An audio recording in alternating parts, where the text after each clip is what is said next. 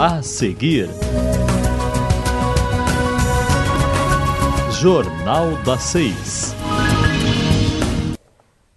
Vereador propõe redução salarial. Conheça o mercado da cerveja artesanal em Ijuí. Região Noroeste é a principal produtora de leite do estado. Secretário de Segurança Pública admite aumento de crimes. Saúde das futuras gerações brasileiras pode estar comprometida. Boa noite, fique conosco. Começa agora o Jornal das 6.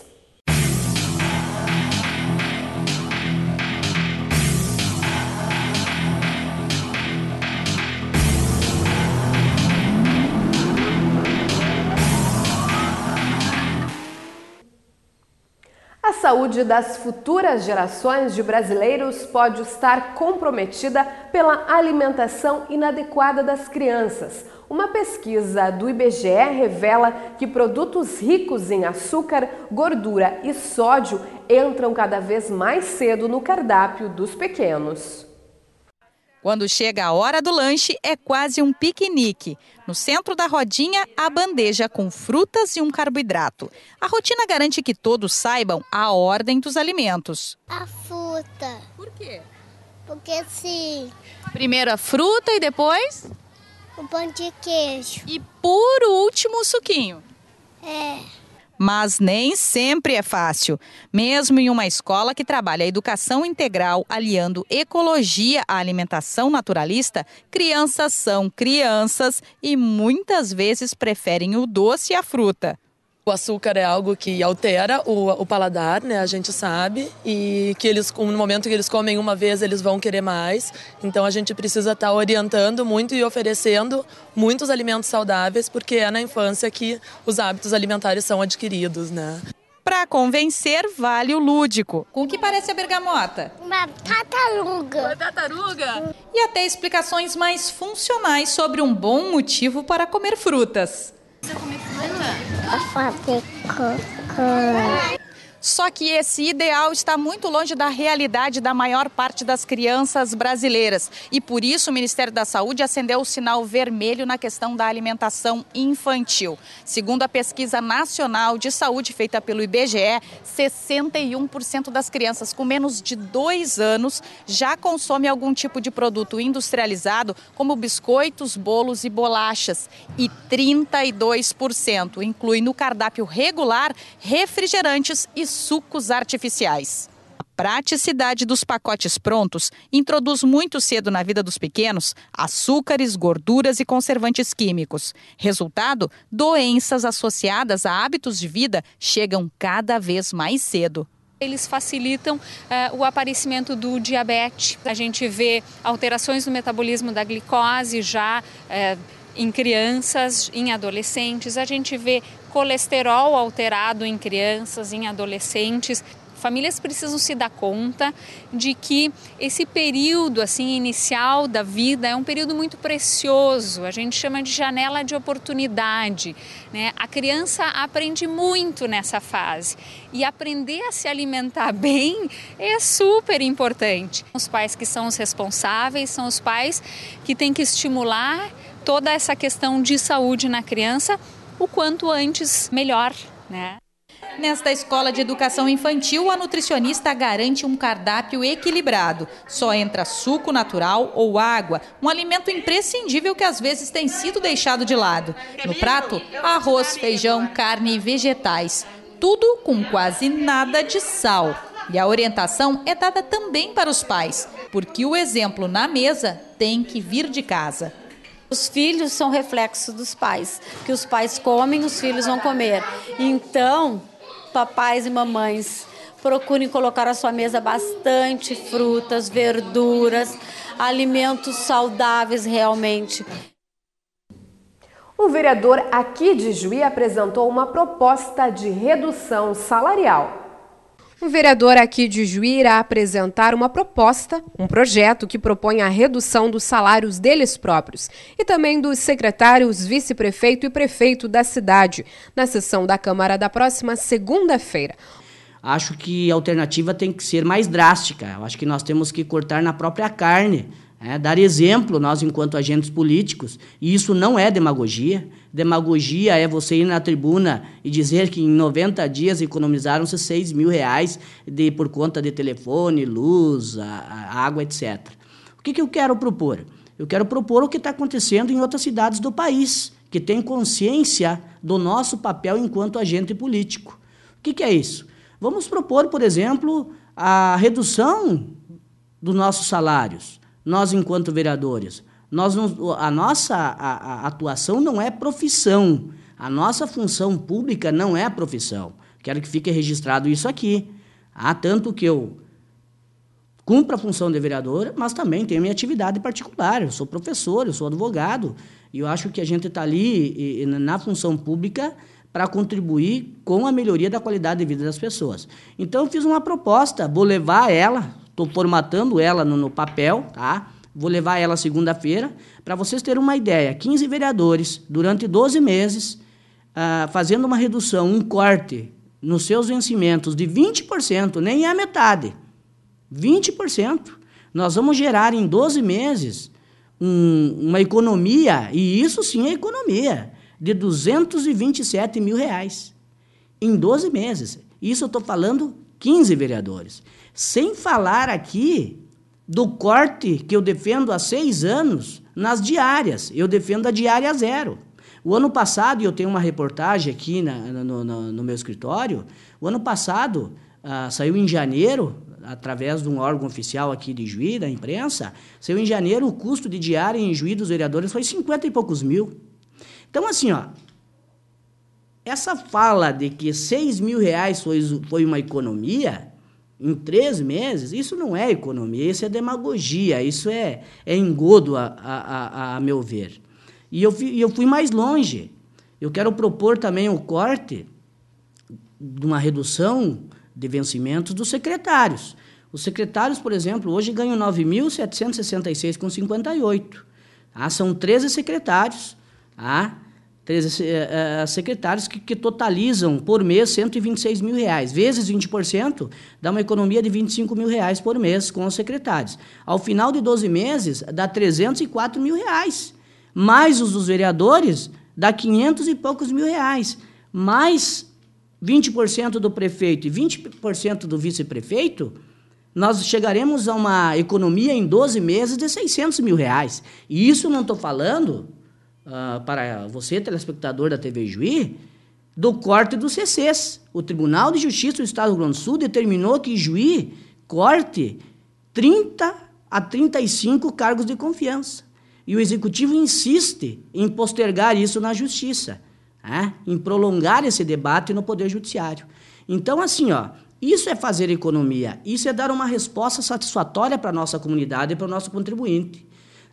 É fazer com que nós, agentes políticos, saiamos dessa regra que é vista por todo o Brasil, que o político não vale nada, que o político não presta, que todos são corruptos. Acho que está na hora de Juí mostrar que é diferente, não só na Câmara de Vereadores, mas também no Executivo. Assim como já ocorre em outras cidades do Estado, a população concorda e acha justa a redução.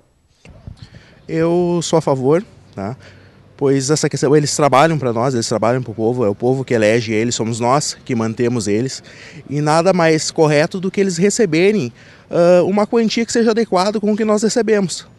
Um valor exorbitante não condiz com a nossa situação atual do Estado e não condiz com a situação atual do país. Muito bom, acho que vai ser um ponto positivo para eles. Não tem o que fazer, como é que o nosso só baixa, não sabe nada, com Deus também. Olha, eu acho que sim, eu acho que isso deve ser uma medida não só dos vereadores, mas do prefeito, do vice-prefeito, dos deputados, do governador.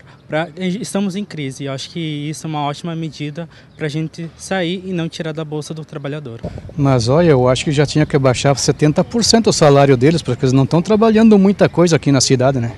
Pelo que a gente está notando, né? O vereador irá apresentar a proposta na próxima segunda-feira, na sessão da Câmara de Vereadores, que acontece às 5h30 da tarde, na Câmara de Vereadores de Ijuí. A sessão é aberta à comunidade. O O mercado de cervejas artesanais desperta o paladar dos fãs da bebida e atrai o interesse de pessoas que antes ignoravam seus prazeres. A variedade de produtos tem conseguido mudar o padrão de consumo e as escolhas dos consumidores. Conheça agora como está o mercado da cerveja artesanal aqui em Ijuí e qual o diferencial dessa bebida. Hoje podemos escolher os ingredientes, os processos, as técnicas, qual comida serviremos junto, o local onde beberemos e o melhor, os amigos que brindarão. Enfim, a cerveja volta ao seu posto de bebida importante. Para uma sociedade curiosa, a cerveja hoje é muito mais que o bar de sexta-feira. Cerveja artesanal é uma evolução do tipo de cerveja que a gente está acostumado a tomar.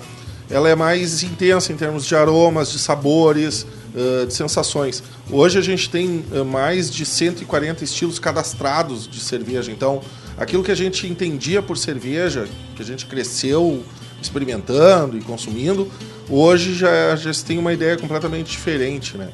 E a diferença dela, justamente, em relação às cervejas mais comuns, é justamente essa intensidade de sabores, de aromas, de sensações. A experiência sensorial ela é muito mais completa, né?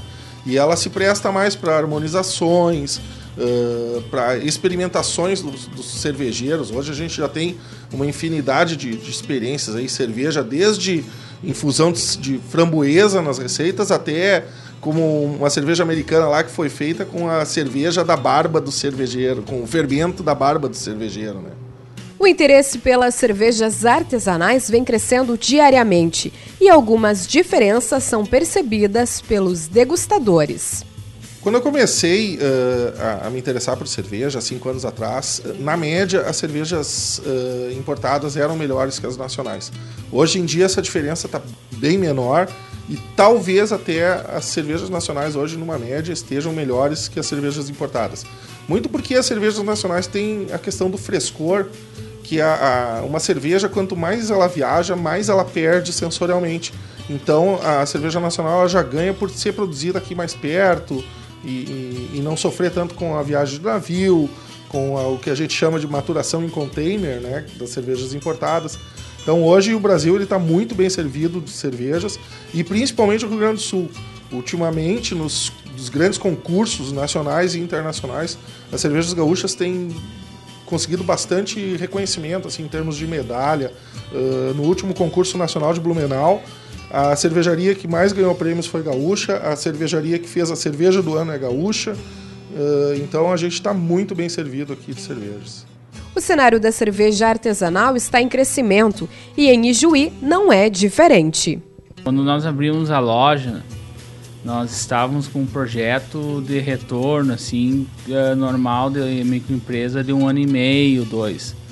Nós já estamos no mercado hoje há 1 ano e meio. Isso nos traz uma grande satisfação pelo retorno do nosso público, que é muito satisfatório. Então a gente espera agora completar 2 anos e já estamos com nossas metas assim já alcançadas.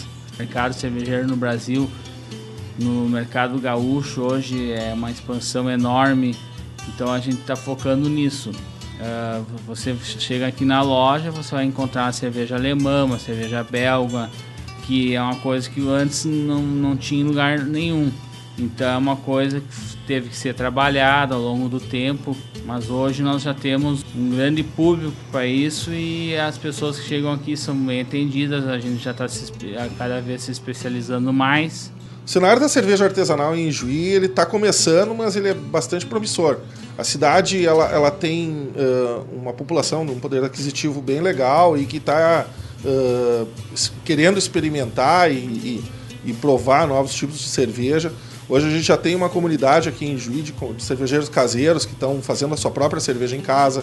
Tem a cervejaria também da cidade que está prosperando, até onde eu sei. A própria região também tem outras cervejarias que estão fazendo um trabalho bem legal.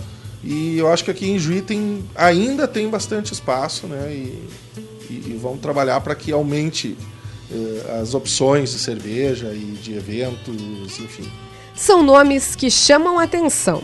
Cervejas artesanais você encontra para os mais diferentes gostos e estilos. E quem não conhece e prova, aprova. Mas é boa, bem geladinha, é boa. Ótima mesmo. Um gostinho de açúcar queimado, assim parece. Sociável para tomar, assim, bem gostosa, assim, hein? Boa. Um gosto de caramelo, parece uma casca queimada, mas é ótima. Mas é a cerveja mais pesada. Eu achei ela mais encorpadinha, assim, mais fortinha. Tomaria normalmente. Bem boa, tomar suave, bem boa.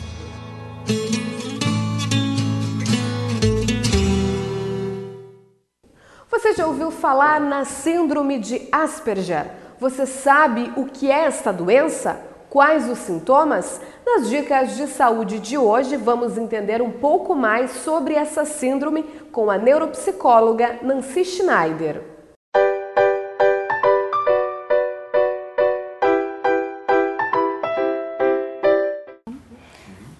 Então, a síndrome de Asperger é uma forma de autismo. E o autismo, as características do autismo é assim, não tem essa relação afetiva com o outro, né? Só que a diferença do Asperger dos demais tipos de autismo é que o Asperger, ele é um autismo inteligente. Ele tem uma inteligência acima da média, se a gente fizer testes de QI nele. Ele tem habilidades muito desenvolvidas, principalmente em cálculos, né, em questões bem assim, concretas. Ele tem uma capacidade visoperceptiva também muito desenvolvida, só que ele não consegue entender, ele não consegue interpretar as expressões faciais das pessoas. Então tem até um livro, tem ele aqui, que é o Estranho Caso do Cachorro Morto, do Mark Haddon. Ele fala a história, é baseado numa história real, né, de um menino que tinha o Asperger, e aí ele não conseguia, como ele não entendia quando as pessoas estavam felizes ou quando as pessoas estavam bravas com ele pediu para alguém fazer desenhos de rostinhos, né? Uma bolinha com os olhinhos, nariz e a boquinha. Então, quando a boquinha está assim, tá alegre, quando está para baixo está triste, quando está meio assim, trabalhadinha está bravo, né? Para ele entender por que as pessoas às vezes falavam com ele de uma forma ou de outra, ele não conseguia entender o que as pessoas queriam dele ou manifestar para ele, né? Então, eu já avaliei crianças com os sintomas da síndrome de Asperger. Elas têm uma linguagem muito elaborada, elas têm a linguagem oral preservada, né, que outras crianças com autismo que não é o Asperger, elas não... Tem muitos que não falam, né, ou muitos que só gritam, eles têm aqueles movimentos estereotipados, né, ou aquele balanço. O Asperger não tem isso tão presente, ele é mais... O balanço até ele tem, e ele tem uma linguagem muito elaborada, assim, ele consegue falar de assuntos bem complexos, né, de uma forma bem simples. Tem vários filmes e coisas que falam, que tem exemplos, né, o Rayman é um dos filmes, tem uma série de TV que é Big Ben, né, o Sheldon é um tipo, pode ver assim, ele não consegue suportar mudanças de rotina, mudanças de lugares, né, então eles têm aquela rotina deles, é onde eles conseguem se sentir mais confortáveis, assim, mais seguros, né, fora disso eles se desorganizam. Esses são os sintomas, assim, né, também já desde pequenos mais isolados de outras crianças, eles não brincam junto, eles não conseguem fazer o processo simbólico, né, assim, fazer de conta, por exemplo. Se é uma caixinha, é uma caixinha. Se é um carrinho, é um carrinho. E as outras crianças não, elas pegam uma caixinha e fazem blum, né, isso é processo simbólico, fazer de conta. O autismo não consegue fazer isso, né, ele trabalha só com o concreto mesmo, com o real mesmo, aquilo que está ali, que só serve para aquilo. Não tem cura. É uma coisa assim, é uma incógnita ainda, né? Tem psiquiatras ou neurologistas que colocam que ela é extremamente genética, né? Totalmente genética. tem a abordagem da psicanálise, que já coloca que tem a ver com a relação mãe-filha, com o desejo da mãe, né? E que o autismo se estabeleceria antes do laço mãe-filho, que quando nasce o bebê tem que olhar para a mãe tem que olhar para o bebê, é toda uma relação. E isso não acontece na criança autista. O olhar do autista se perde, né? Ele vaza, ele não te olha no olho, né? Então, na verdade, não se sabe assim por que alguém nasce autista, né? Pode ter algo de genética ali, pode ter a relação com a mãe, mas não é só isso, é uma incógnita ainda, a gente não sabe, né? E o tratamento, tem tratamentos, alguns precisam de medicação, porque eles ficam eles tendem a ficar agressivos, porque eles não são entendidos e porque eles não entendem também, né? E terapia, né? Mas é um trabalho bem difícil. E outra coisa, a frequência é maior em meninos do que meninas, né? Todas as patologias mais graves que tem, a tendência é ter mais meninos do que meninas e o autismo, o Asperger também. Eu até hoje avaliei só uma menina que teve o CID, né, de Asperger, os outros todos foram meninos. E realmente, às vezes, eles vêm para atendimento ou para avaliação por serem agressivos, por não fazer trabalho com os colegas, por não querer fazer atividade junto. Aí eles vêm para avaliação por isso. Aí tu vai avaliar, tu vai ver, nossa, ele é super inteligente, ele não tem dificuldade de aprendizagem, ele não é agressivo, ele só se defende, na verdade, né? Porque há uma exigência toda em cima dele e ele não consegue dar conta disso. Obrigada, Nancy. O quadro de saúde de hoje, então, foi com a neuropsicóloga Nancy Schneider. A seguir, você confere aqui no Jornal das 6 a previsão do tempo, segurança pública e ainda a primeira matéria de uma série, A Lida no Campo, que está sendo feita em parceria com a TVE. Nós já voltamos.